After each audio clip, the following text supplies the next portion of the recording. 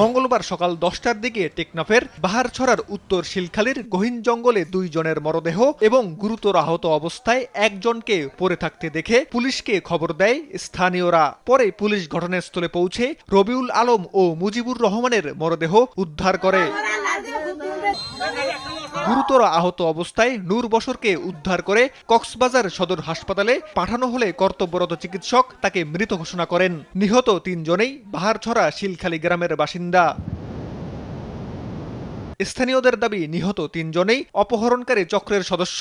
তো তারা এখন উত্তরা তো ডাকাইত, উত্তরা যে মারা গিয়ে ইন ডাকাইত, তারা ঘটনা ওই যে ডাকাইতে মারামারি মনে হয় ও কুদাল দিয়া যারা ডাকাত ঘুমাই রয়েছে এদেরকে মাথায় আঘাত করে এদেরকে মেরে ফেলছে। তবে স্বজনদের দাবি নিহতদের পরিকল্পিতভাবে হত্যা করা হয়েছে। এবং আমরা আতঙ্কে দিন কাটাচ্ছি আর কি। রবিকে কি কারণে মারা হয়েছে আমরা কিন্তু এখনো জানি না। এই মুজিবের 2টা মামলা আছে, রবির কিন্তু মামলা টামলা কিছু নেই।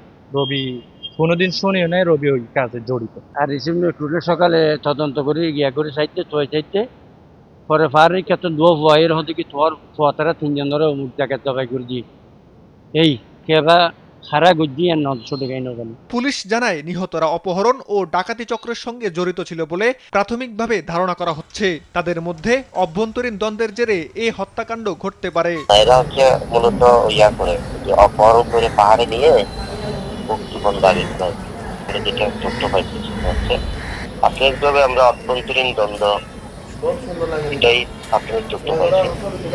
দেশের সাথে কারা জড়িত আছে সেটা টেকনাফের বাহারছড়া সহ আশপাশের গহীন পাহাড়ে আস্তানা গেড়ে বসেছে অপহরণকারী চক্র।